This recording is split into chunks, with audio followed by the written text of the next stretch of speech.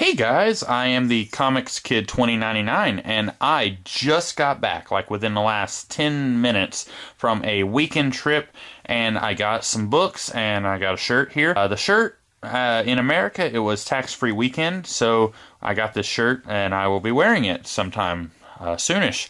I like Batman, as you probably know, so this is kind of awesome. Also, for $1, whoops, I got this little Wolverine guy out of a vending machine at like a craft store, and actually it was a clothing store. And I have a Batman one like this. I don't know if I've showed it off on my channel, but this is pretty cool, and he's even got the little claws. Isn't that cute? It's a little weird. If you just look at the top half, it's kind of like the Dave Cockrum / Jim Lee costume. Either one of those, the yellow costume that everyone knows and loves. But then down here, it looks a lot more like the costume that John Byrne created around the time of Days of Future Past, I think. And I thought that was odd, but, you know, it's $1, so it's not like I paid good money for this and I'm expecting, you know, an accurate figurine or whatever. So I will be putting this up on my shelf, which is where I have the Batman one, and I have a bunch of other little figurines, Superhero Squad, stuff like that, and it will be going up with those. I know they're not exactly the same thing, but it's about the same size, and I don't have anything better to do with him, so that's what I will be doing with him. Also, I got some books.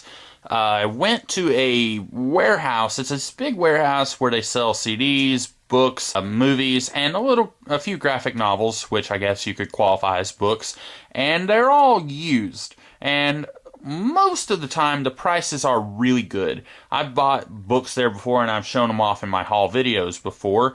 This is probably the best deal I have ever gotten. Extreme X-Men Volume 4, titled Mechanics. Got it for $8.50. Looked it up on Amazon, and on Amazon used, that book was going for $38. So in all, it would have been about $42. I got it for $8.50.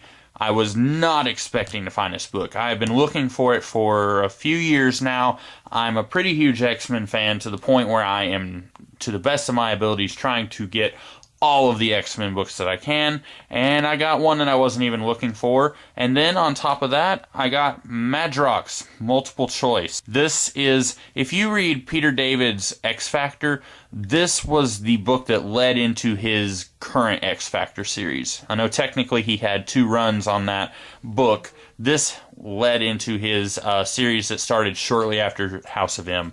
And it's basically just a Jamie Madrox miniseries. And it's also kind of hard to find. I mean, it's not hard to find with the advent of the internet, but this book, I think, was going for about $21 on Amazon, so it would have been about $25. Including shipping, it would have been about that much, and I just wasn't really that anxious to pay that much money for this.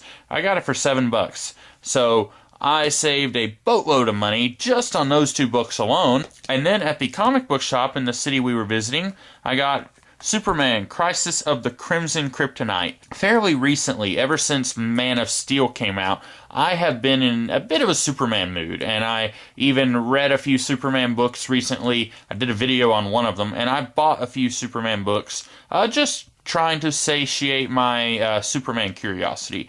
And I had heard about this one a while back, and I was really wanting to find it. I had been looking online ever so often, and it was about $21, which would make it about $25, about the same as this Madrox book. And this was $12.95. This was cover price at this comic book shop. So I saw it and I was like, yes, and I got it. I've already read it, actually. I read it on the way home. It's not bad. It's pretty good. The way this book is packaged, you would think that the whole thing is about the Red Kryptonite, and it's not. It's kind of loosely binds all the stories within, but it's not so much a story about Red Kryptonite. That starts it off, but there's more to it than that, and that's all I will say. I might do a video on this, I don't know. I may just recommend that you buy it if you can find it, because I don't have much to say other than I enjoyed it. So that was fun. Mixius Spitlick, okay. Superman, President Lex. This is another book that I got because of my Superman lusting recently, I guess you could say. In my previous haul video, I got Volume 4 from this line this era of books, I guess you could say. This was the early 2000s. I already had Volume 6, Return to Krypton, and then I got Volume 4 the last time I went out, and now I have Volume 5. So I think I have about half of those Superman books from that time period. And this was another one that was not very easy to find online. It was going for about $21. It would have been about $25 or so, including shipping. So I got this one for $17. So I wasn't saving as much there as I was with the others, but basically with all 4 of those books, I was saving money. So I was really happy with those 4. And then on the way back home, we went back to that bookstore that I was telling you about, got a few more books. I don't know how much these cost online. I haven't looked up what their price was online. So on these, I might have saved money if I just bought them on Amazon. I don't know. I got The Savage Brothers. This is from Boom Studios. It's not the same size as a normal graphic novel. It's a little shorter. All I know is it's 2 rednecks in the zombie apocalypse. And that's just out there enough that I'm interested in seeing what it is. And it's also not so far out of the realm of superhero fantasy sci-fi stuff that it would bore me to tears. So that's $6. That's worth $6 for me, and it's not too long. I'm always interested in going just outside of the box a little bit most of the time. Essential Savage She-Hulk. That's a mouthful. This is the beginning of the She-Hulk stuff. I don't know if it's any good. My experiences with the Marvel stuff from the 70s that is collected in the Essentials is that most of the time it takes them a little while to get on their feet. On the way up there, it was about a 3-hour drive, and on the way up there, I was reading Essential Nova, and that series started off just awful. Like the first 7 or 8 issues of Nova were really, really bad.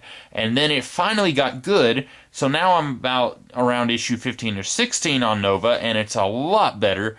So I'm wondering if the She-Hulk book is going to be like that. But it's $8.25, and for that much comic book, that's a great deal for me. I know a lot of people really like to crap on the Essential books. They really hate that they're not in color. And to that I can say, well, you're getting like 30 issues for $9. This is 25 issues. So I don't really see what the complaint is. I know that this is not like the She-Hulk comics today. I know that, like I said, it probably will take them a while to get to the point where it's like, oh, this is She-Hulk as we know her today. And that's just based on my experiences with Essential Nova and Spider-Woman, some of those comics from the 70s that were not part of the Silver Age but are not actually modern. Black Cherry. I don't know a whole lot about this other than it is by Doug TenNapel, and I did not pay $17.99. I paid $6. I like Doug TenNapel's art. I reviewed a couple of books that he's done on my channel, I think. At least one. Oh, what was it called? Creature Tech. And I reviewed that a while back. I have a few more books that he's done. And I always enjoy the artwork, but I usually come away kind of meh on the story. But Creature Tech, I really like the story a lot, and I'm kind of hoping that this will be as good as that. And it's $6. I mean, that's like, an okay meal at an okay restaurant. So that's a great deal for a book that's pretty thick. Looking forward to that. And the final book, once again, a Superman book. This is called Unconventional Warfare. That looks like Darth Maul, doesn't it? Let me see if I can, there we go. Doesn't that look like the guy on this Superman cover? Let me see if I can do this. Yeah. Okay.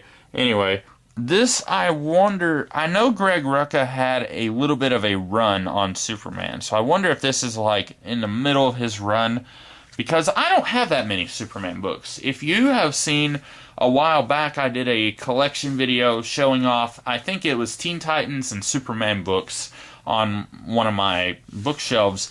I don't have that many Superman books, and basically I don't have many more since I did that video. So what you saw in that video is basically what I have, plus the few books you've seen in my haul videos recently. So I don't know much about this era of Superman. I'm gonna go ahead and say it is probably after this era of Superman, a few years. This may be after Infinite Crisis, but I hope it's good. I'm gonna read it, enjoy it, and if it is part of Greg Rucka's run, maybe this will make me want to go out and seek out the rest of his run. I don't know. That's all I have, guys. I hope that you enjoyed looking at what I got, and I'm putting them back in an order now, sort of an order. So I will see you guys tomorrow with another kind of video. I hope you have a great day. Talk to you later.